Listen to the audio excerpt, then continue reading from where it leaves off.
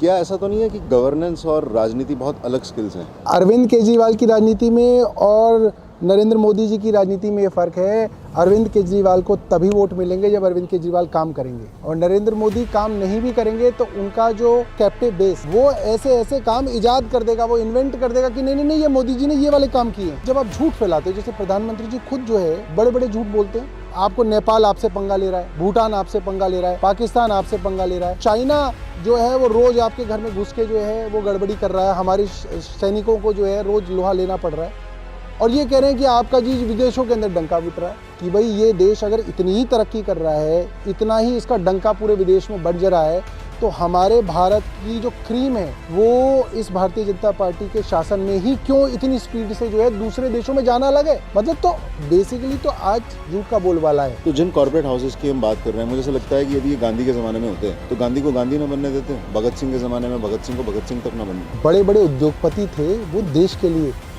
मरने मिटने के लिए तैयार थे उस समय। वो लोग हमारे भारत के जो स्वतंत्रता सेनानी थे उनको कहीं ना कहीं मदद करते थे, उनको फंड करते थे, जबकि अंग्रेज़ों की सरकार थी। और आज जो उद्योगपति जिनके हाथ में पूरी की पूरी सत्ता है, वो अगर उस समय होते तो गांधी तो सबसे बड़े एंटी नेशनल होते, अंबेडकर भी सबसे बड़े एंटी नेशनल कहलाते, भगत सिंह को तो जो है ये अब तक पाकिस्तान भेज चुके होते। आरएसएस की किसी किताब के अंदर उनके लिए कोई जगह नहीं है। और आप बोल रहे हो कि उन्होंने तो देश को बर्बाद कर रखा था, अब प्रधानमंत्री जी ने देश को आबाद किया। ये देश के लिए और देश के पूर्वजों के लिए सबसे बड़ी गाली है। और ये कहना कि अब देश का डंका विदेशों में इसलिए बज रहा है क्योंकि प्रधानमंत्री मोदी बन गए हैं, इससे बड़ा झूठ कोई नहीं है। सौरभ भाई, जल बोर्ड ने वरुणालय नाम की ये जगह वैसे तो एडमिनिस्ट्रेशन के लिए चुनी है आपने। जी जी जी।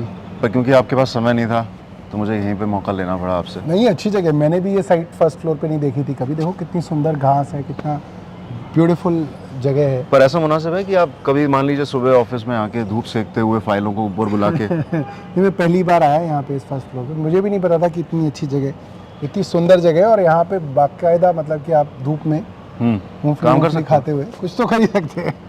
ठीक है, अच्छा है। तो अभी आप जो मीटिंग ले रहे थे और अचानक से मैंने आपको इंटरव्यू के लिए ऊपर खींच लिया बड़ी मुश्किल से, तो क्या ऐसा तो नहीं है कि गवर्नेंस और राजनीति बहुत अलग स्किल्स हैं? और कैसे आप मैनेज कर सकते हो दोनों को? देखो, गवर्नेंस और राजनीति बेसिकली दोनों अलग अलग चीज़ें हैं, बिल्कुल ठीक बात है। और एक बेसिक फ़र्क है, आप इस फ़र्क को समझिए। बीजेपी का जो वोटर है उसकी कोई एक्सपेक्टेशन नहीं है अपने नेताओं से कि कोई काम हो। अच्छा। हाँ, बिल्कुल एक्सपेक्टेशन नहीं है। और बीजेपी का जो कैप्टिव वोटर है, जो 25% वोटर है जो उनका है, वो ना अपने नेताओं से काम के बारे में पूछता, ना इलेक्शन के समय पूछता, ना वो उसके बारे में चर्चा करना चाहता। और उसके लिए बिल्कुल ठीक है कि वो काम नहीं कर रहे तो नहीं कर रहे। मगर जो आपका आम आदमी पार्टी का वोटर है वो बीजेपी के वोटर से बिल्कुल अलग है।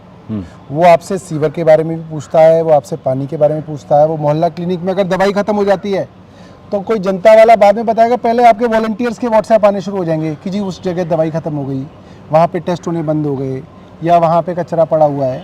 तो आम आदमी पार्टी का वोटर एक जागरूक वोटर है, और वो हमारी कोई कैप्टिव वोटर नहीं है। वो हमारा कि वो आंख बंद करके हमें वोट देगा ही देगा। वो हमसे काम के बारे में पूछेगा, और हमारे वोटर से पहले वो पूछेगा कि भाई आपने ये काम क्यों नहीं कराया, आपने मेरी गली क्यों नहीं बनवाई, आपने जो है ये पेड़ों की छटाई क्यों नहीं करवाई, मेरे एरिया में पानी नहीं आ रहा, क्यों नहीं आ रहा, वो पूछेगा। और उससे जब सेटिस्फाई होगा तभी वो आपको वोट देगा। और बीजेपी का वोटर वो अपने नेता के साथ बैठ के स्कीम बनाएगा कि सर आपने काम तो नहीं किया, मुझे भी पता है, बट अब ये बताओ कैसे इनका वोट इसके बावजूद लिया जाए। तो अगर आप भारतीय जनता पार्टी या और कोई कन्वेंशनल पार्टी की राजनीति कर रहे हैं तो आपके लिए गवर्नेंस जरूरी नहीं है। तो आप प्योरली शुद्ध राजनीति पे भी अपना पूरा राजनीतिक जीवन चला सकते हो और सक्सेसफुल हो सकते हो। मगर आम आदमी पार्टी के अंदर आपको गवर्नेंस और डिलीवरी देनी पड़ेगी, वरना आपका वोटर नहीं है ऐसा जो आपको वोट देगा। आपका वोटर आपको से पहले सवाल पूछेगा कि भाई आपने ये नहीं किया, आपने नहीं किया, बल्कि वो ये कहेंगे कि जी हम आपके लिए वोट मांगने कैसे जाएं, आपने कहा था कि आप मेरी गली बनवाओगे, आपने मेरी गली नहीं बनवाई, अब मैं नहीं जाऊँगा अपने मोहल्ले में। वो उस वोटर का जो है वो उसको इतनी ज़्यादा ग्लानि हो जाएगी इस चीज़ की कि मैंने काम नहीं किया, मेरा कॉन्फिडेंस ही नहीं है मैं जाऊँ। तो आपके अंदर का जो राजनीतिज्ञ है, आपके अंदर के एडमिनिस्ट्रेटर को कई बार ये समझाने की कोशिश नहीं करता कि क्या जब राजनीति से वोट मिल सकते हैं तो गवर्नेंस में इतनी घुसने की जरूरत क्यों है? नहीं, आपको नहीं मिलेंगे, यही फ़र्क है अरविंद केजरीवाल की राजनीति में और नरेंद्र मोदी जी की राजनीति में। ये फ़र्क है, अरविंद केजरीवाल को तभी वोट मिलेंगे जब अरविंद केजरीवाल काम करेंगे, और नरेंद्र मोदी काम नहीं भी करेंगे तो उनका जो वो है ना कैप्टिव बेस, वो ऐसे ऐसे काम इजाद कर देगा, वो इन्वेंट कर देगा कि नहीं नहीं नहीं ये मोदी जी ने ये वाले काम किए हैं। अब आप देखिए, आप किसी बीजेपी के हार्डकोर फैन के पास जाओ, कहो भाई मोदी जी ने क्या ऐसा काम किया है, तो वो आसपास तो कोई काम नहीं बता पाएगा। वो कहेगा नहीं पता है तुम्हें, विदेशों में हमारा नाम बहुत ऊपर हो गया। वो आदमी कभी ज़िंदगी में विदेश नहीं गया, उसका कोई रिश्तेदार विदेश में नहीं है, उसके पास कोई ऐसा डेटा नहीं है कि प्रधानमंत्री मोदी जी के आने के बाद हमारी कोई छवि विदेशों में कोई बड़ी है, ऐसा कोई डेटा नहीं है। बट उन्होंने एक चीज़ इजाद कर रखी है कि यार कोई काम दिख तो रहा नहीं है आसपास, तो कोई ऐसा काम बताओ जो दिख नहीं रहा मगर उसको आप बेच सकते हो। तो उन्होंने व्हाट्सएप यूनिवर्सिटी हो गया, ये हो गया। अब इधर देखो, आपको नेपाल आपसे पंगा ले रहा है, भूटान आपसे पंगा ले रहा है, पाकिस्तान आपसे पंगा ले रहा है, चाइना जो है वो रोज़ आपके घर में घुस के जो है वो गड़बड़ी कर रहा है, हमारे सैनिकों को जो है रोज़ लोहा लेना पड़ रहा है, और ये कह रहे हैं कि आपका जी विदेशों के अंदर डंका पिट रहा है। ये इतने बड़े झूठ पे आधारित पूरी की पूरी जो है ये नैरेटिव है, वो इस चीज़ से ही मैं कहीं पे सुन रहा था कि पिछले 7-8 सालों में जितने भारतीय लोगों ने और हाई नेट वर्थ इंडिविजुअल्स, मतलब आपके भारत की जो क्रीम है, चाहे वो दिमाग से हो, चाहे वो पैसे से हो, वेल्थ से हो, बिजनेस से हो, वो सारी की सारी जो आपके देश की क्रीम है, वो सारी की सारी जो है विदेशों के अंदर नागरिकता ले रही है, नागरिकता छोड़ रही है भारत। अब इससे बताओ, इससे बड़ा बैरोमीटर और क्या हो सकता है कि भाई ये देश अगर इतनी ही तरक्की कर रहा है, इतना ही इसका डंका पूरे विदेश में बज रहा है, तो हमारे भारत की जो क्रीम है वो इस भारतीय जनता पार्टी के शासन में ही क्यों इतनी स्पीड से जो है दूसरे देशों में जाना लगे। शालीन, मैं जाने की बात नहीं कर रहा, गया तो मैं भी था, छोड़ने की बात है, गया तो मैं भी था, काम करके आ गया। वो लोग पैसा दे के नागरिकता खरीद रहे हैं ग्रीस जैसे देशों की और यूरोप जैसे के देशों की। शायद 8 महीने का डेटा है कि 1,83,000 से ज्यादा लोगों ने नागरिकता सरेंडर कर दी। इतनी लोग भारत को छोड़ के, भारत की नागरिकता को छोड़ के भारत के इतिहास में कभी नहीं गए जितने इस पिछले भारतीय जनता पार्टी के केंद्र सरकार के शासन में गए हों। और जो लोग वो झूठा डंका बजाते हैं, जो कई बार कहते हैं कि साहब वो एनआरआई हैं, मैं जानना चाहता हूँ वो कितने एनआरआई हैं जो वहाँ की सिटीजनशिप त्याग के जिन्होंने इंडिया की सिटीजनशिप ली है, मैं वो भी तो जानना चाहता हूँ। या वो सिर्फ वो पेड ट्रोल हैं कि वो सिर्फ वहाँ पे अमेरिका में बैठ के जो है झूठा जो है ढोल बजा रहे हैं कि नहीं अब इंडिया में बहुत बढ़िया चल रहा है, नहीं मोदी जी ने बहुत बढ़िया कर दिया। अरे भाई बढ़िया कर दिया तो आओ ना, यहाँ रहो ना, नागरिकता तो तुम वहाँ की ले रहे हो, यहाँ आने की बात नहीं कर रहे और हमें बेवकूफ़ बना रहे हो वहाँ से व्हाट्सएप भेज के, नहीं बहुत बढ़िया हो गया, नहीं बहुत बढ़िया हो गया। तो इसका कोई डेटा नहीं है। और हमारी समस्या ये है, समस्या भी कह सकते हो, उसको उपलब्धि भी कह सकते हो, कि हमें हमारा वोटर तभी वोट देगा जब हम काम करेंगे, वरना हमारा वोटर कह देगा जी मैं नहीं मांग रहा वोट मांग। तो इसलिए काम करना हमारी उपलब्धि भी है और काम करना जो है हमारी पार्टी का पूरा जो जिस तरीके से पार्टी की रचना हुई, जिस तरीके की हमारी पॉलिटिकल आइडियोलॉजी है, जिस तरीके का हमारा नैरेटिव है, जो भी हमारी राजनीतिक पूंजी है, वो पूंजी तभी तक है जब तक हम काम कर रहे हैं। हम काम नहीं करेंगे कुछ नहीं मिलेगा। तो जो नए राज्यों में आप जाएंगे वहाँ तो आपको लोगों को विश्वास में लेना पड़ेगा कि हम पंजाब में काम कर रहे हैं, हम दिल्ली में काम कर रहे हैं, हमें नया मौका दो। लेकिन साथ साथ जो व्हाट्सएप यूनिवर्सिटी की हम बात कर रहे हैं, उनके पास इतना बड़ा डेटा है और उनके पास पहले जो लोग हुआ करते थे अखबार पढ़ने के लिए, आपको एजुकेटेड क्लास अखबार पढ़ा करता था, इंग्लिश या हिंदी समझ में आनी चाहिए। आज क्या है कि छोटे छोटे ग्रुप बन गए हैं व्हाट्सएप के, अब उन्हें व्हाट्सएप पे जो भी कुछ आ जाए वो आगे फॉरवर्ड करते हैं। यानी कि जो इन्फॉर्मेशन पहुंचाने का सिस्टम है वो इतना अनवेटेड है, अनचेक्ड है कि उस पर कोई भी व्यक्ति कोई भी बात कह के अपना एक नैरेटिव बिल्ड कर सकता है। और यही बीजेपी करती है, इसे हम भी जानते हैं, इसे तमाम भारतीय जनता पार्टी की जो विरोधी पार्टियां हैं वो जानती हैं।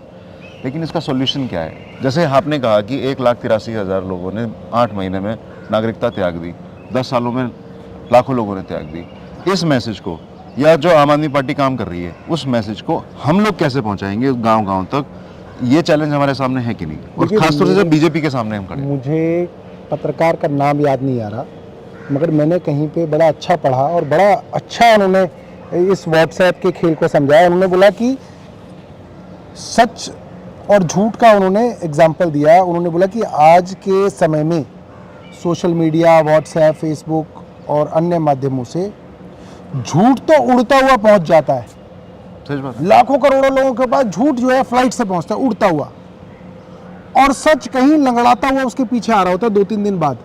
ये मुझे याद नहीं किस पत्रकार ने कहा, पता है। पर बड़ा सुंदर कहा कि आप समझो कि जब आप झूठ फैलाते हो, जैसे प्रधानमंत्री जी खुद जो है बड़े बड़े झूठ बोलते हैं, अब वो इतने बड़े झूठ बोलते हैं जो व्हाट्सएप और अन्य टीवी के माध्यम से इतनी स्पीड से बाय फ्लाइट करोड़ों लोगों तक पहुंच जाता है। अब सच उसके बाद कोई लोग क्लैरिफिकेशन देते हैं, नहीं सच नहीं है, ये झूठ है। वो सच तो लंगड़ाता हुआ कुछ लोगों तक ही पहुंच पाता है, और वो पहुंच मतलब तो बेसिकली तो आज झूठ का बोलबाला है। और ये जो व्हाट्सएप, फेसबुक, ट्विटर और अन्य कई माध्यम हैं, इसको सबसे ज़्यादा अगर कोई यूज़ कर रहा है तो मेरे को लगता है कि भारतीय जनता पार्टी के समर्थक इस्तेमाल कर रहे हैं, खुल के झूठ फैलाते हैं। अब मैं आपको एक मसलन एक एग्जांपल दे देता हूँ। रोहिणी के अंदर हमारा कोई कैंडिडेट चुनाव लड़ रहा था। सुबह सुबह भारतीय जनता पार्टी के एक नेता ने, जो कि बहुत बड़े नेता की पत्नी है, वो काउंसलर का चुनाव लड़ रही थी, उन्होंने पर्चे भिजवा दिए पूरे एरिया के अंदर रोहिणी में कि साहब अगर आम आदमी पार्टी का आदमी जीत जाएगा तो फला जगह मस्जिद बन रही है। मेरे पास आया था। अब आप एक बात बताओ, ये एक कितनी ट्राइड एंड टेस्टेड बात है कि आपने एक झूठ, निपट झूठ। अब मैं उनसे पूछूं गुप्ता जी से कि भाई वो कौन सी मस्जिद थी, कहाँ बन रही थी, किसने ज़मीन खरीदी और उसका क्या लेना देना था, कोई है ही नहीं। सिर्फ झूठ, निपट झूठ जो है आपने वो फैलाया। और ये झूठ पहली बार नहीं, मैं आपको बताऊं, जो हमारे जो लक्ष्मी नगर से कैंडिडेट थे नितिन त्यागी, ये 1000 वोट से हारे। और 1000 वोट से हारने का सबसे बड़ा कारण ये था कि चुनाव से एक रात पहले आपने एक झूठ बड़े लेवल पे फैला दिया कि फला जगह आम आदमी पार्टी का विधायक मस्जिद बनवा रहा है। उसका कोई लेना देना नहीं है, ना कोई मस्जिद बन रही, ना कोई ऐसी जगह, ना आम आदमी पार्टी का कोई लेना देना, मगर आपने इस लेवल पे चुनाव से एक रात पहले झूठ फैला दिया कि अगर आप उसका क्लैरिफिकेशन दोगे तो भी लोग कहेंगे कि यार ये तो झूठ बोल रहा होगा। क्योंकि जो चीज़ पहले फैलाई जाए, चाहे वो झूठी हो, उसकी रीच हमेशा ज़्यादा होती है और उसकी विश्वसनीयता ज़्यादा होती है। जो चीज़ किसी के डिफेंस में कही जाती है उसकी एक तो रीच कम होती है और उसकी विश्वसनीयता कम होती है, क्योंकि आप डिफेंसिव पे होते हो, आप किसी चीज़ को एक्सप्लेन करने की कोशिश कर रहे होते हो, आप बैकफुट पे होते हो। तो ये भारतीय जनता पार्टी ने एक ही मोडस ऑपरेंडी से कई बार चुनाव जीत लिए कि साहब फला जगह मस्जिद बन जाएगी, फला जगह कब्रिस्तान बन जाएगा। और आप ये समझिए कि हमारे जो नागरिक हैं उनको आज तक ये बात नहीं पता, और हम भी as a political party fail हुए। हमको अपनी हर सभा के अंदर ये बात कहनी चाहिए कि चुनाव से पहले हो सकता है कोई झूठ फैलाया जाए, आपको कोई नई नई झूठ की बातें फैलाई जाए, आपको उन सब झूठों से बचना है। क्योंकि आप सोचिए ना कि इस तरीके का झूठ का क्या डिफेंस है, कोई डिफेंस कैसे करोगे आप उसको? आप कोई भी झूठ अनर्गल फैला दो और फिर जो है आप चुनाव जीत जाओ। और अब रोहिणी के लोगों को पूछना चाहिए उनको पकड़ के कि भाई कहाँ मस्जिद बन रही थी, कौन सी मस्जिद बन रही थी, हमें भी तो बताओ। तो ये भारतीय जनता पार्टी ने इतने अच्छे माध्यम थे व्हाट्सएप, फेसबुक वगैरह, जिससे बहुत कुछ अच्छा हो सकता था, बहुत कुछ पॉजिटिव हो सकता था, मगर इन्होंने इसका इतना ज़्यादा जो है मिसयूज़ किया, इसका इतना दुरुपयोग किया कि लोग जो है अब अक्सर जो व्हाट्सएप पे जो इन्फॉर्मेशन आती है उसको शक के माध्यम से देखते हैं। और दूसरा, भारतीय जनता पार्टी ये भी जानती है कि इसका जो ज़्यादातर जो लोग हैं वो अगर पढ़े लिखे ना भी हों तो भी वो कैसे उसको कंज्यूम करें, तो वीडियो की शेप में बनाओ, फोटो की शेप में झूठे फोटो, झूठी वीडियोस, ये सब बना के दो ताकि एकदम जो है आदमी उसको कंज्यूम कर ले, उसको पढ़ने की मेहनत भी ना करनी पड़े, सीधा जो है वो कंज्यूम हो जाए झूठ। ये है। ये तो हो गई व्हाट्सएप की बात, सोशल मीडिया की बात। लेकिन जो मेन स्ट्रीम मीडिया है, जैसे गुजरात में हम लोग इसको काफ़ी फैलाने की कोशिश कर रहे थे कि गुजरात में जो मेन टीवी चैनल्स हैं वो आम आदमी पार्टी के प्रवक्ता को नहीं बुलाते थे, उन्होंने बॉयकॉट कर दिया। अब हम कह रहे हैं कि 40 लाख वोट हमने लिए, बहुत मेहनत की, ज़मीन पे संगठन खड़ा किया, अपनी गारंटीज़ लोगों तक एक्सप्लेन की, एक एक गांव में जाके बूथ लेवल तक हमने काम करने की कोशिश की। लेकिन साथ में आप मुकाबला सिर्फ आप मोदी सरकार का मुकाबला नहीं कर रहे हैं, आप एक बहुत बड़ी कॉरपोरेट मीडिया को भी चैलेंज कर रहे हैं, जिसके सामने खड़ा होना, बड़े बड़े लोग आए, बड़े बड़े साम्राज्य उन्होंने बनाए, बड़ी बड़ी अलग अलग किस्म के जगह तक वो पहुँचे, अपने मुकाम तक पहुँचे, लेकिन यदि मीडिया को उन्होंने अपने साथ नहीं रखा तो इस मीडिया ने अपने हर हथकंडे से उसको गिनाने की कोई कोशिश नहीं, कोई देखिए, कोशिश आप कम इस नहीं बात की। को इस तरह से समझिए कि आपकी लड़ाई किसी मीडिया से नहीं और ना ही हमारी लड़ाई किसी भारतीय जनता पार्टी या नरेंद्र मोदी जी की सरकार से। हमारी लड़ाई बेसिकली उन चंद अरबपति उद्योगपतियों से। नरेंद्र मोदी तो उन उद्योगपतियों के एक एक्सटेंशन है बस। मीडिया भी उन बड़े बड़े उद्योगपतियों का एक एक्सटेंडेड आर्म है। ईडी भी उन्हीं लोगों का आर्म है। और उन लोगों ने इस तरीके का सिस्टम बना रखा है कि चाहे कांग्रेस हो, चाहे मनमोहन सिंह हो, चाहे नरेंद्र मोदी हो, जो सत्ता है वो बड़े बड़े उद्योगपतियों के पास और उद्योगपति के घरानों के पास ही है। वही घराने हैं। ऐसा नहीं हुआ कि मनमोहन सिंह चले गए, नरेंद्र मोदी आ गए तो वो जो उद्योगपति घराने थे जिनकी जेब में कांग्रेस थी, अब उनकी जेब में भाजपा नहीं है, अब उनकी जेब में भाजपा है। और जब कांग्रेस आ जाएगी तो उनकी जेब में फिर से कांग्रेस होगी। तो ये बड़े बड़े जो उद्योगपतियों के घराने हैं, जो अरबपति हैं, इनके पास इतनी पावर है कि ये हर उस नैरेटिव को किल कर सकते हैं जो नैरेटिव उनको चैलेंज करेगा। अरविंद केजरीवाल उस स्टेटस को चैलेंज करने वाले डिसरप्टर हैं। तो अरविंद केजरीवाल को वो ख़त्म करना चाहते हैं और वो कोशिश करेंगे जिससे उनको ख़त्म किया जाए। और जो बड़े बड़े टीवी चैनल्स हैं वो कभी कभी अपनी क्रेडिबिलिटी बचाने के लिए कुछ सच भी कहेंगे, मगर ज़्यादातर जो वो चैनल्स हैं वो एक बड़े उद्योगपति घरानों के नैरेटिव को ही चलाते हैं। और जिस तरीके से आप देखिए पिछले कुछ महीनों में जितने भद्दे भद्दे कार्टून्स और गाने इन बड़े बड़े टीवी चैनल्स ने चलाए हैं, एक 3 बार के चुने हुए मुख्यमंत्री को जिस घटियापने से उन्होंने दर्शाया है, मनीष सिसोदिया जैसे दुनिया के सबसे अच्छे शिक्षा मंत्री को जिस तरीके से उन्होंने घटिया घटिया वीडियोस और कार्टून्स बना के दर्शाया है, इससे ये बात साफ झलकती है कि वो नफरत करते हैं अरविंद केजरीवाल और मनीष सिसोदिया से, और वो नफरत करते हैं मनीष सिसोदिया और अरविंद केजरीवाल की राजनीति से। वो नफरत करते हैं कि एक देश के आम आदमी को बिजली में सब्सिडी क्यों मिल रही है।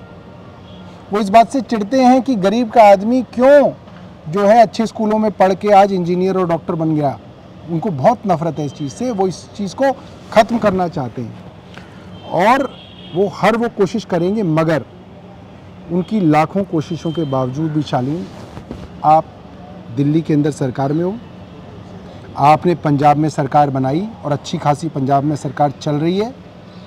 एमसीडी के अंदर आप जीते और एमसीडी का जीतना कोई छोटी बात नहीं है। एमसीडी वो संस्था है जहाँ पे भारतीय जनसंघ की नींव रखी गई।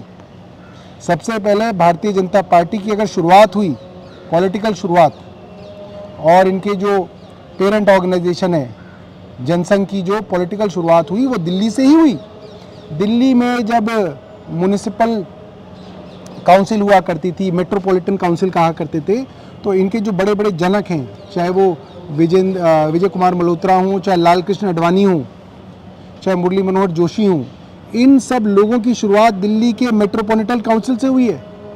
इन्होंने यहाँ से शुरू किया और दिल्ली का ट्रेडर और दिल्ली का व्यापारी था जिन्होंने इनको पाला पोसा और इस भारतीय जनता पार्टी को बड़ा किया। इनके सारे के सारे जो फंड होते थे वो सब यहाँ दिल्ली के जो व्यापारी वर्ग था वो देता था।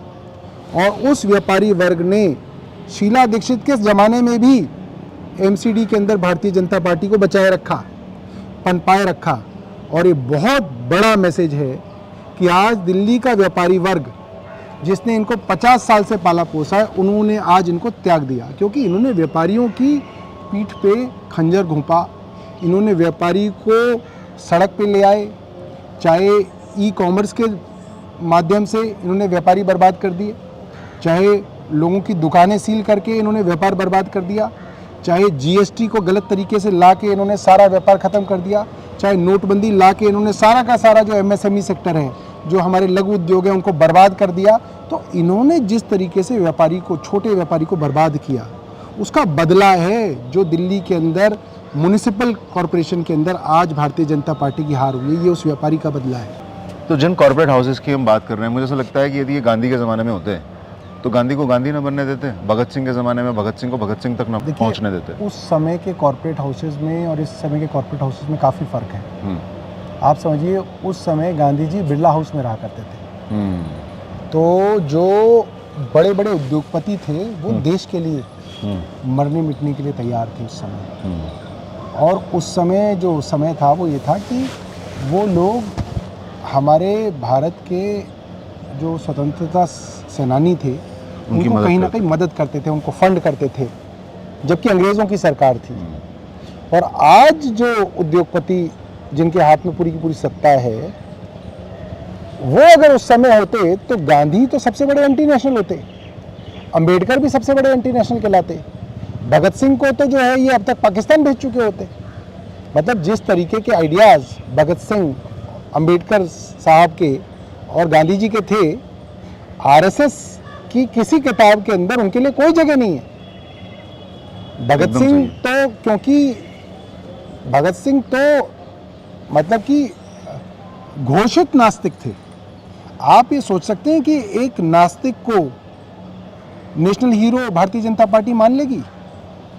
भारतीय जनता पार्टी तो जैसे ही भगत सिंह कहते कि मैं नास्तिक हूं और वो डिक्लेयर करते, उनको वो अब तक पाकिस्तान भेज चुके होते।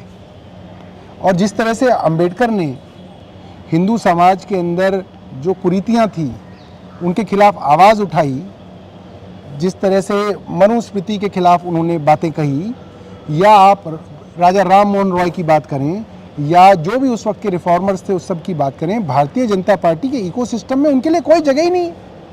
भारतीय जनता पार्टी के इकोसिस्टम के अंदर किसी नास्तिक के लिए कोई जगह नहीं है, किसी रिफॉर्मर के लिए कोई जगह नहीं है, हिंदू धर्म के बारे में कोई आदमी राय रखता हो उसके लिए कोई जगह नहीं है। तो भारतीय जनता भले वो राय उसको बेहतर बनाने के लिए हो, क्योंकि भारतीय जनता पार्टी समझती ही नहीं है कि हिंदू धर्म क्या है। शायद उन्हें दूसरों के आइडियाज़ की एक्सेप्टेंस की नीति ही नहीं है। की जो परिभाषा है धर्म को लेके, वो जर्मनी जैसे देशों से जो है वो उधार ली हुई परिभाषा है। इसलिए वो कभी भी हिंदू धर्म को जो है सही से ना तो समझ पाए हैं, ना समझा पाए हैं, और ना ही वो इसका कोई भला कर पाए हैं। आइए बैठ के बात करें थोड़ा।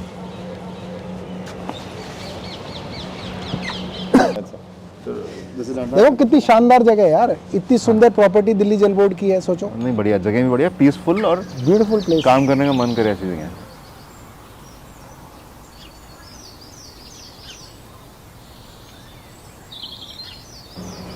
सो भाई, जो भी कहें हम, ये सारी जो मीनार खड़ी है भारतीय जनता पार्टी की, कहीं ना कहीं इसमें हिंदुओं की आस्था का आधार तो है। और जो भी दूसरी राजनीतिक दल हैं, भले वो अपनी आस्था को प्रदर्शित करें ना करें, पर हिंदुओं का मन कहीं ना कहीं जीतने से पीछे तो रह गए, अब वो चाहे रीजन कोई भी रहा हो। शालीन देखो, इसको ना आप एक अलग पैराडाइम शिफ्ट की तरह देख सकते हो। ये एक बड़ी अजीब सी बात है कि एक तरफ तो अरविंद केजरीवाल हैं, जो जब टाटा में नौकरी करते थे तो अपने माँ बाप के साथ रहते थे, आईआरएस थे तो अपने माँ बाप के साथ रहते थे, खुद भी आईआरएस थे तो बीवी भी आईआरएस थी, फ्लैट में माँ बाप के साथ रहते थे, मुख्यमंत्री बने तो भी माँ बाप के साथ रहते थे, और आज तक अपने माँ बाप के साथ रहते हैं। मगर मुख्यमंत्री जो एक असली बेटे होने का फर्ज निभा रहे हैं, चाहे वो हिंदू आस्था हो, चाहे वो जनरल मोरालिटी हो विश्व के अंदर, वो अपने जन्मदिन पे अपनी माँ के पैर छू रहे हैं। ऐसी वीडियो आपको नहीं दिखेगी, ऐसी फोटो आपको नहीं दिखेगी। मगर कुछ ऐसे नेता हैं जो अपने माँ बाप को कभी साथ नहीं रखे, कभी अपना बेटे होने का फर्ज नहीं निभाया, मगर वो जन्मदिन पे अगर अपनी माँ के पैर छू रहे होते हैं तो उसको ऐसा दिखाया जाता है कि साहब असली हिंदू तो यही है, असली बेटा तो यही है। तो जिस तरीके से भारतीय जनता पार्टी ने चीज़ों को बेचने का एक नया पैराडाइम शुरू किया, उस कारण अब हर राजनेता के ऊपर और हर नेता के ऊपर और हर एक पब्लिक फिगर के ऊपर एक अनसेड बर्डन है कि आप जो करते हैं वो कैमरे के सामने करिए, तभी माना जाएगा कि आप करते हैं। मसलन मेरी शादी हुई या अरविंद केजरीवाल की शादी हुई या मनीष सिसोदिया की शादी हुई, जाहिर सी बात है हवन हुआ, उसके अंदर फेरे लिए गए, सारी हिंदू रीति रिवाज हुए। दिवाली अरविंद केजरीवाल भी लक्ष्मी गणेश की पूजन करते हैं, मनीष सिसोदिया भी करते हैं, हम भी करते हैं और करते ही आ रहे हैं, और कोई इसके अंदर कोई एहसान नहीं कर रहे हम किसी के ऊपर, हम ऐसे ही पैदा हुए और ये संस्कृति चलती आ रही है। मगर अगर आप नहीं कर रहे हैं तो भारतीय जनता पार्टी का एक इकोसिस्टम है जो इस पर सवालिया निशान लगाता है कि साहब अगर ये नहीं कर रहे हैं तो शायद ये करते ही नहीं है। मतलब अगर सौरभ भारद्वाज अपनी शादी की वीडियो को नहीं डालता तो ये भी कह सकती है भारतीय जनता पार्टी, अरे नहीं इन्होंने तो चर्च में शादी करी थी, वरना बताओ इनका वीडियो तो कभी देखा है कभी इनकी शादी का कि फेरे ले रहे थे।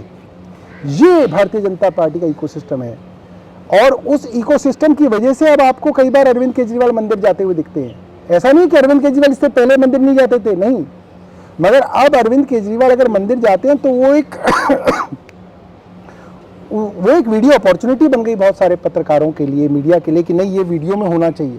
जिसको कई लोग कहते हैं कि साहब ये चुनावी हिंदू हैं। चुनावी हिंदू अरविंद केजरीवाल नहीं है।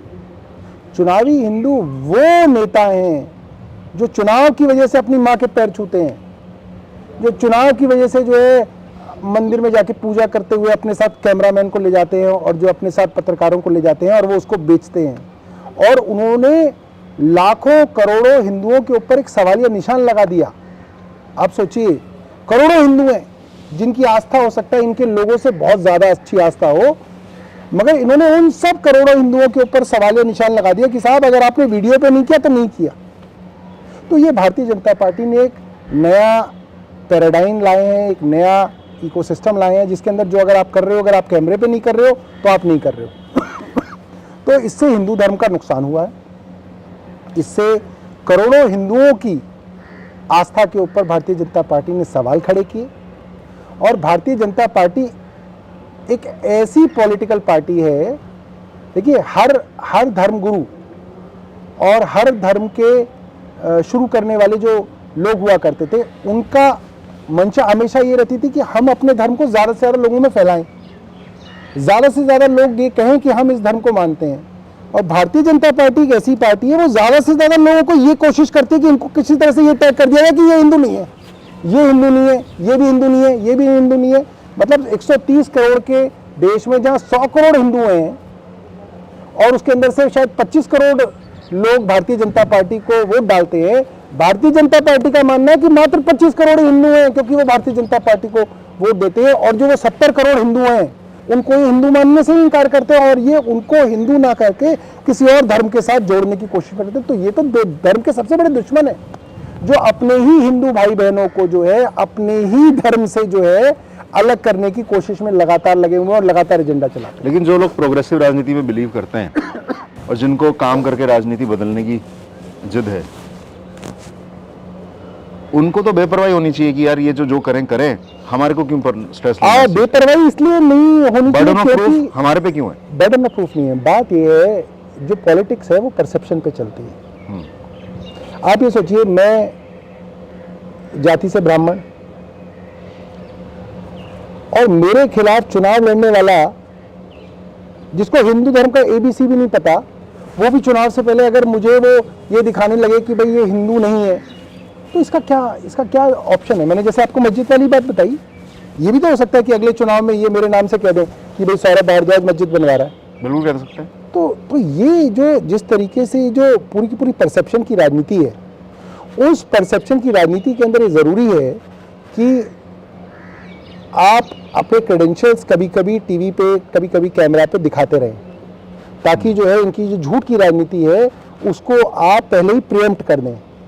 आप क्यों मौका देना चाहते हैं भारतीय जनता पार्टी को कि वो जो है एक झूठ के बलबूते पे किसी दिन अरविंद केजरीवाल की पार्टी को नुकसान कर सकते हैं? ताकि आप डिफेंस में ना रहें, इसलिए आप पहले से ही प्रीएम्प्ट बिल्कुल बिल्कुल बिल्कुल बिल्कुल बिल्कुल। लेकिन जैसा परसेप्शन की राजनीति बता रहे हैं, परसेप्शन ये बनाया गया कि मोदी जो सबसे, और मतलब आखिरी आदमी भी जो कहता था कि मोदी का मैं समर्थक नहीं हूँ, लेकिन मोदी आएगा, प्रदेश का प्रधानमंत्री बनेगा तो एक काम जरूर करेगा कि जो देश की छवि है विदेशों में वो बेहतर हो जाएगी, हमारी आंतरिक सिक्योरिटी अच्छी हो जाएगी, हमारी दुनिया भर में हमारा कद ऊंचा होगा और दुनिया भर के लोग ये मानेंगे कि भारत जो है अब अपने अस्तित्व तक पहुंच रहा है। इसके विरोध में जो तवांग सेक्टर में अभी घटना हुई, जहां हमारे, और कहा गया है, अभी एक सीनियर आर्मी ऑफिसर ने कहा है कि ऐसी घटनाएं पिछले कुछ समय में बहुत ज़्यादा हुई हैं, चंद ही घटनाएं हैं जो पब्लिक परसेप्शन में लोगों में फियर ना आए, एक डर की भावना ना आए, तो देश की अस्मिता को बचाए रखने के लिए ऐसी चीज़ों को बाहर नहीं लाया गया। लेकिन ऐसे बहुत ज़्यादा इवेंट्स पिछले कुछ सालों में हुए हैं, खासतौर से इस साल में। अब क्वेश्चन ये बनता है कि जब अग्निवीर योजना आई तो तमाम व्हाट्सएप यूनिवर्सिटी के युद्धवीर ये प्रचार करने में जुट गए कि 4 साल यदि किसी को मौका मिल रहा है सेना में आने का तो ये बिल्कुल सही डिसीजन है, इसके साथ वो खड़े दिखे। अब उन सैनिकों के साथ आज खड़े दिखते हैं जो अपनी जान की बाजी लगा के चीनी सैनिकों का विरोध कर रहे हैं अपने देश की सुरक्षा के लिए। अब एक सवाल मेरा ये है कि क्या 4 साल के लिए जो व्यक्ति सेना में गया उसके अंदर इतनी कन्विक्शन होगी, एक ह्यूमन इंस्टिंक्ट के हिसाब से सोचने की जरूरत है कि वो अपनी जान की बाजी लगा सके और उस गंभीरता से उस शौर्य का प्रदर्शन कर सके जो चीनी सैनिक को जिसके दांत खट्टे कर सके। शालीन, इसको हम इस तरीके से लेंगे कि जो आदमी अपनी जान की बाजी लगा रहा है, क्या हम इतने कमज़ोर हो गए हैं आर्थिक तौर पे कि हम उस आदमी के सम्मान में उस सैनिक को एक 60 साल की उम्र तक की नौकरी भी नहीं दे सकते? 60 साल नहीं, कम से कम 45 साल की उम्र तक भी नौकरी नहीं दे सकते? ये एक बड़ा मैसेज है कि हम अपने देश के सैनिकों के सम्मान में क्या करना चाहते हैं। मतलब अगर आप राजनेता हैं, अगर आप प्रधानमंत्री हैं, तो आप 5-5 साल के लिए कई बार प्रधानमंत्री बनेंगे। पहले आप मुख्यमंत्री बनेंगे, फिर आप प्रधानमंत्री बनेंगे, आप सब कुछ बनेंगे। मगर अगर आप कोई सैनिक हैं तो आपको 4 साल बाद जो आपको तनख्वाह देनी भी सरकार के लिए इतनी भारी है कि सरकार चाहती है कि भाई अब आपने 4 साल नौकरी कर ली, अब आप जाओ, अब और कोई आएगा। तो ये देश का दिवालियापन दिखाता है और ये नहीं दिखाना चाहिए था। आपके पास अगर पैसे कम भी थे तो आपको और जगह पैसों की कटौती करनी चाहिए थी, मगर आपको सैनिकों को दी जाने वाली तनख्वाह या उनको दी जाने वाली पेंशन के अंदर कटौती आपने की। ये बहुत बड़ा अपमान आपने पूरी देश की सेना का किया। दूसरा, मैं इसको इस तरीके से देखता हूं कि कई बार भारतीय जनता पार्टी के लोग कहते हैं कि अब देश का नाम हुआ। ये इस तरह से हो गया जैसे अगर मैं कहूं कि मैं अब एमएलए बन गया तो अब मेरे खानदान का नाम हुआ। इसका मतलब क्या है? मैं कहना चाह रहा हूं मेरे दादा, मेरे परदादा वो किसी लायक नहीं थे। मतलब उन्होंने तो खानदान का मेरा नाम पूरा डुबो रखा था। मैं क्योंकि विधायक बन गया इसलिए मैंने खानदान का नाम रोशन किया है। इससे घटिया और थर्ड क्लास बात कोई हो ही नहीं सकती। कहीं ना कहीं आप अपने पूर्वजों का आप अपने बाप दादा पूर्वजों सबको जो है कंट्रीब्यूशन 0 कर रहे हो, सबको आप थर्ड क्लास आदमी बता रहे हो। आप उनको एक निहायत ही घटिया सिटीजन बता रहे हो और आप बोल रहे हो कि उन्होंने तो देश को बर्बाद कर रखा था, अब प्रधानमंत्री जी ने देश को आबाद किया। ये देश के लिए और देश के पूर्वजों के लिए सबसे बड़ी गाली है। और ये कहना कि अब देश का डंका विदेशों में इसलिए बज रहा है क्योंकि प्रधानमंत्री मोदी बन गए हैं, इससे बड़ा झूठ कोई नहीं है। नेपाल आपकी बात नहीं सुनता, भूटान आपकी बात नहीं सुनता, बांग्लादेश आपकी नहीं सुनता, श्रीलंका आपकी नहीं सुनता। पाकिस्तान से तो झगड़ा था ही, हमेशा से ही था, 4 युद्ध हो चुके हैं। अब चीन के साथ भी आपकी ऐसी स्थिति है कि चीन हर कुछ महीने बाद जो लाइन ऑफ एक्चुअल कंट्रोल है उसको बदल रहा है। अब बार बार ये कहना कि साहब हमारी कोई जमीन उन्होंने नहीं ली, ये एक तरीके का झूठ है। जो लाइन ऑफ एक्चुअल कंट्रोल है मतलब वो एरिया जहां पे ना चीन जा सकता था ना हम जा सकते थे, अब उस एरिया में चीन जा सकता है, हम नहीं जा सकते। इसका मतलब क्या है? चीन तो अपनी जगह से आगे बढ़ गया ना। और चीन अगर आगे बढ़ रहा है और आप उसको रोक नहीं रहे, तो ये कमजोरी हमारे सैनिकों की नहीं है, क्योंकि सैनिक जो हमारे हैं और हमारी जो सेना है वो सब कुछ करने में सक्षम है। कमजोरी केंद्र सरकार की है। केंद्र सरकार चीन के साथ जो अपने व्यापारी संबंध हैं उनको बिल्कुल भी डिस्टर्ब नहीं करना चाहता, क्योंकि जो कुछ बड़े बड़े प्रधानमंत्री के मित्र हैं उनकी अरबों रुपए की इन्वेस्टमेंट चीन के अंदर है, और अगर चीन के साथ हमारे व्यापारिक संबंध कम होते हैं, उनको ठेस पहुंचती है, तो प्रधानमंत्री के जो अरबपति मित्र हैं उनके अरबों रुपए का नुकसान होता है। तो ये मामला सिर्फ और सिर्फ प्रधानमंत्री के उन मित्रों का है जिनके चाइना के अंदर इंटरेस्ट हैं, जिनके काम धंधे के अंदर चाइना के इंटरेस्ट है, और उनके इंटरेस्ट को बचाने के लिए हमारी केंद्र सरकार चीन के हाथों हमारे सैनिकों की बलि दे रही है, और ये बहुत गलत है। इससे परमानेंट डैमेज जो है हमारे देश का जो हो रहा है वो सदियों तक जो है वो पूरा नहीं हो पाएगा। चीन लगातार नए सड़कें, नए पुल और अपने आप को युद्ध में मजबूत करने के जो उसको रिसोर्सेज चाहिए, जो इंफ्रास्ट्रक्चर चाहिए, वो सारा हमारे नॉर्थ ईस्ट के पास वो बिल्ड कर रहा है और लगातार बिल्डअप कर रहा है। और भारतीय सरकार जो है, हमारी केंद्र सरकार है, बिल्कुल चुप बैठी हुई है, और मुझे लगता है कि ये सबसे गंभीर बात है। इतनी बुरी स्थिति जो है वो कभी नहीं थी, और चीन के आगे हमारी केंद्र सरकार उस तरह से नहीं खड़ी हो रही जिस तरह से खड़ी होनी चाहिए थी। जो प्रधानमंत्री की बॉडी लैंग्वेज होती है वो दो तरीके की बॉडी लैंग्वेज है। एक बॉडी लैंग्वेज वो है जो वो फोटो खिंचाते हुए होती है, जो देश के अंदर होती है। एक बॉडी लैंग्वेज होती है जो चीनी राष्ट्रपति के सामने होती है। वो बॉडी लैंग्वेज जो है वो काफ़ी डिफेंसिव है। उस बॉडी लैंग्वेज के अंदर देश एग्रेशन देखना चाहता था, देश को वादा किया गया था कि वो एग्रेशन दिखेगा, बट मुझे बड़ा अफसोस है कि वो एग्रेशन अब तक नहीं दिखा। सारा एग्रेशन ईडी उनके विरोधियों पर दिखाती है। देखिए, सारा एग्रेशन जो है वो अपने छोटे छोटे राजनीतिक जो प्रतिद्वंदी है उनके ऊपर लगाया जाता है। उनके घर छापे मारे जाते हैं, उनके जो काम धंधे हैं उन पे छापे मारे जाते हैं। और एक बड़ा कारण कि बहुत सारे हाई नेट इंडिविजुअल्स हिंदुस्तान की सिटीजनशिप छोड़ के जा रहे हैं, उसका ये भी है कि ईडी, सीबीआई, इनकम टैक्स और ये जो तमाम एनफोर्समेंट एजेंसी है, इन्होंने देश के अंदर व्यापारियों का जीना मुश्किल कर रखा है। इतनी ब्लैकमेलिंग, इतनी आर्म ट्विस्टिंग व्यापारियों की हो रही है कि वो लोग चाहते हैं कि भाई अगर आपको एक स्टेबल काम धंधा चलाना है, अगर आपको एक स्टेबल बिजनेस रन करना है, तो इंडिया जो है वो बहुत फ्लैम्बॉयंट है, बहुत ज़्यादा जो है मतलब कि इनस्टेबल है। कभी भी किसी के ऊपर भी जो छापे डाल देते हैं, कभी भी किसी के ऊपर जो है बड़े बड़े क्लेम्स निकाल देती है सरकार। बस चंद जो बड़े बड़े अरबपति उद्योगपति घराने हैं, धीरे धीरे सारा का सारा काम धंधा और व्यवसाय जो है उनके पास जो है सेंट्रलाइज किया जा रहा है, और बाकी जो तमाम जो आपका जो है जो आपकी क्रीम थी वो ब्रेन ड्रेन हो रहा है, और वो सब लोग जो है हमारी नागरिकता त्याग कर छोटे छोटे ग्रीस जैसे, इटली जैसे, फ्रांस जैसे देशों की नागरिकता ले रहे हैं। अभी संजय सिंह जी ने मुद्दा उठाया संसद के अंदर कि करीब करीब 3000 से ज़्यादा रेड करी ईडी ने, जिसमें सिर्फ और सिर्फ 23 केसेस में कन्विक्ट हुए लोग। इतना बड़ा फेलियर रेट मुझे नहीं लगता किसी सेंट्रल एजेंसी का रहा होगा, जो सिर्फ और सिर्फ बीजेपी की एक आर्म ट्विस्टिंग एजेंसी की तरह काम कर रही है। लेकिन क्यों ऐसा है कि ऑपोजिशन इस पे कहीं एक नहीं दिखता? देखिए, जो पीएमएलए एक्ट था, हाँ।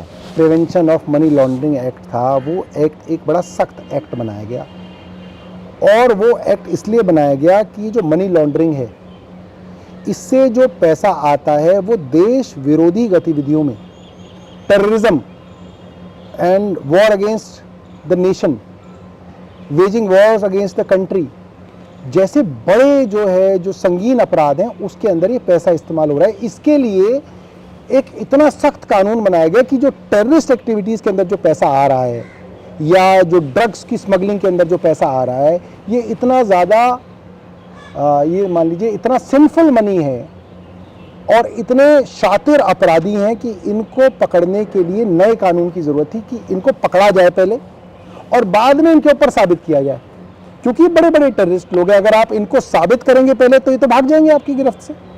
तो उस आधार पे ये पीएमएलए कानून बनाया गया था। मगर अफसोस की बात यह है शालीन कि इसका जो उपयोग है या कहें दुरुपयोग जो है सिर्फ और सिर्फ राजनीतिक लोगों के खिलाफ किया जा रहा है। कोई टेररिस्ट एक्टिविटी इससे नहीं रोकी जा रही है। मतलब जहां इनका अगर तेलंगाना में झगड़ा हो जाता है तो उनके ऊपर जो है ईडी छोड़ देते हैं। बिहार के अंदर सरकार बननी थी तो वहाँ पे ईडी छोड़ दी इन्होंने। दिल्ली के अंदर तो हर दूसरे दिन जो है ईडी और सीबीआई के छापे पड़ रहे होते हैं। मतलब जहाँ इनका थोड़ा भी राजनीतिक द्वेष हो वहाँ पे ये ईडी के छापे डालते हैं। 8-8, 9-9 महीने सिटिंग मिनिस्टर्स को जो है ये जेल के अंदर बंद कर देते हैं। तो ये तो एक मतलब कि पूरी की तरह से जो है मतलब कि पूरे देश को धोखा है। जिस कानून का उपयोग सिर्फ टेररिस्ट और ड्रग डीलर्स के खिलाफ करना चाहिए था वो आप सिर्फ और सिर्फ अपने राजनीतिक प्रतिद्वंदियों के खिलाफ कर रहे हो। और डर इस बात का है कि प्रधानमंत्री मोदी के जाने के बाद जो भी सरकार इस देश में बनेगी, किसी भी पार्टी की बनेगी, वो इनसे और 2 कदम आगे जाएगा। तो इन्होंने कुछ ऐसे रास्ते देश की राजनीति को दिखा दिए जिसके बाद ये जो बदला लेने की राजनीति है, ये जो वेंडेटा है, ये वाली पॉलिटिक्स देश के अंदर बहुत आगे बढ़ेगी। और मैं समझता हूँ कि जब जब ये जो सत्ता बदलेगी तब तब जो है अलग अलग पॉलिटिकल पार्टीज़ को इसका जो है बड़ा खामियाजा भुगतना पड़ेगा। मुझे ऐसा लगता है कि आम आदमी पार्टी या अरविंद केजरीवाल जी की लीडरशिप में एक बहुत बड़ी जंग की अगुवाई आप सब लोग लीडर लोग कर रहे हो, जिसमें हमारे जैसे चंद लोग जिसके पीछे चल के देश को एक नई उम्मीद की किरण देना चाहते हैं। मेरा ये मानना है कि सौरभ भाई, क्योंकि आप एक अच्छे वक्ता हो, इसमें कोई दो राय नहीं है, आपकी कॉन्सेप्ट्स के ऊपर पकड़ और आपकी वक्तव्य के ऊपर पकड़ बहुत अच्छी है। क्या आप हमारे सब लोगों को, हमारे सारे सब्सक्राइबर्स को, हमारे सारे व्यूअर्स को ये कह सकते हो कि वो भी यदि सोशल मीडिया पे कोई अच्छी चीज़ देख रहे हैं तो ये ना सोचें कि फलाने आदमी क्या सोचेगा मेरे बारे में, उसको फैलाए, क्योंकि हमारे पास सिर्फ यही माध्यम रह गए हैं, यूट्यूब, और अपने चंद तरीके से हम अपनी बात पहुंचा सकते हैं। हम लड़ना है हमारे को यदि भारतीय जनता पार्टी से, तो उसके इंफॉर्मेशन टेक्नोलॉजी विंग से लड़ना बहुत ज़रूरी है, जो कि लगभग नामुमकिन हो चला है अब देश की दूसरी पार्टियों के लिए। देखिए, मैं आपके व्यूअर्स को और आपकी जो पूरी की पूरी जो लोग आपको फॉलो करते हैं उनको यही कहना चाहता हूं कि जो अच्छी बातें हैं और जो सही इन्फॉर्मेशन है उसको आप आगे तक फैलाएं। होता ये कि भारतीय जनता पार्टी के समर्थक तो कोरा झूठ भी व्हाट्सएप ग्रुप्स पे डालने में बिल्कुल नहीं झिझकते, और जो सही लोग हैं वो लोग बहुत हिचकते हैं कि इस बात को हम व्हाट्सएप पे डालेंगे तो लोग जो है तुरंत हमारे ऊपर गाली गलौज करेंगे, क्योंकि ये व्हाट्सएप के अंदर, खासतौर कॉलोनी के ग्रुप्स के अंदर भारतीय जनता पार्टी के लोगों ने एक दहशत फैला रखी है कि कोई आदमी अगर भारतीय जनता पार्टी के खिलाफ डालता है तो सब उसके ऊपर एकदम जो है जैसे एक कौओं का झुंड होता है उस तरीके से अटैक करते हैं, और अगर भारतीय जनता पार्टी वाले झूठ डालते हैं तो वो चलता रहता है। तो मुझे लगता है कि जो लोग मूक बन के सब देखते हैं उनको अब इसके खिलाफ खड़ा होना चाहिए, और भारतीय जनता पार्टी अगर 100 झूठ डाले तो आप 100 के 100 झूठों को चैलेंज करिए और कहिए ये झूठ है, और जो सच है उस सच को डालिए और उस सच के साथ खड़े होइए। कोई जो है आपसे जो है इस चीज़ को नहीं छीन सकता। ये देश जो है आज़ाद इसीलिए है कि आप आज़ादी से इस देश के अंदर अपनी बात रख सकते हैं, और आज भी देश आज़ाद है, और ये देश आज़ाद तब तक रहेगा जब तक लोग इस आज़ादी को जो है अपने हाथ में रखेंगे। अपने हाथ में रखेंगे, ये समझ के चलेंगे कि ये हमारा हक है, जो सही बात है वो उसे कहना हमारा कही जानी चाहिए, सही बात कही जानी चाहिए और जोर से कही जानी चाहिए, और हक से कही जानी, हक से कही जानी। बहुत बहुत शुक्रिया। मुझे पता आपकी अगली मीटिंग्स हैं।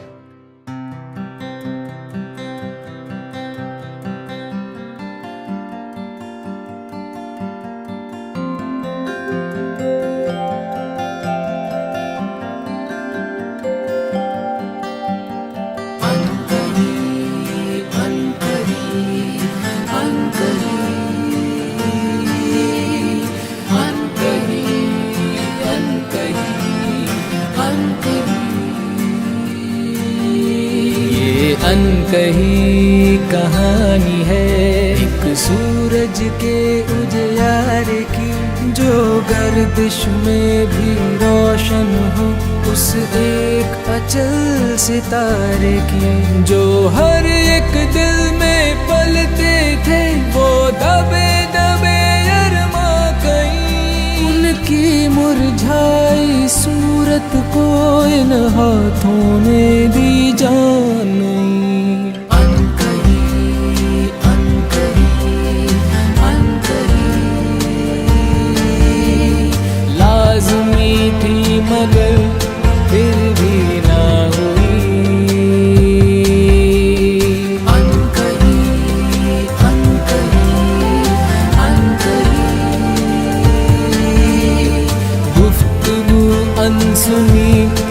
अब वो हो रही।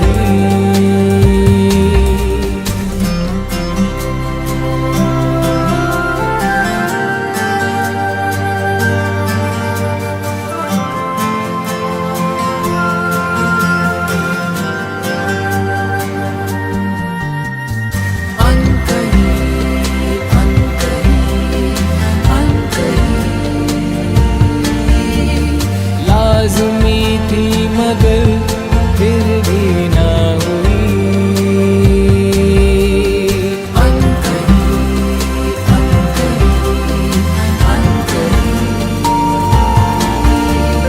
गुफ्तगू अनसुनी अब वो हो रही। अनकही अनकही।